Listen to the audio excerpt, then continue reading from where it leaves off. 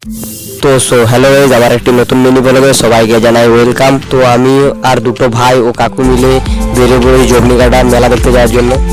তো মেলায় পৌঁছে দেখি প্রচণ্ড মুরগি পাড়ার ওইখানে ভিড় হয়েছে। আমরা কিছুক্ষণ মুরগি পাড়া দেখি। তো মেলায় দেখি ছোটদের খেলনার হাঁস এবং মিকি মাউস বসেছিল। ছোট ছোট বাচ্চাগুলো দেখছি ওটার মধ্যে লাফালাফি করছিল এবং নানা রকম দোকানদানি বসেছিল। যেমন প্রথমে দেখতে পাই জিলেবির দোকান এবং তারপরে নানা রকম দোকানগুলো ছিল।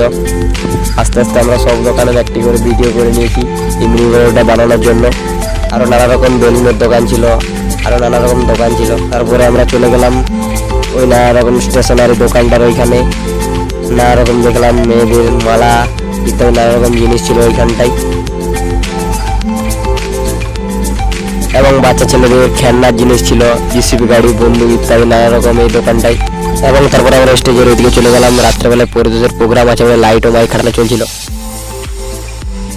এবং তারপরে বাচ্চাদের মোরগ লড়াই খেলা চলছিল। বেশ লড়াই হচ্ছিল বাচ্চা ছেলেদের মধ্যে,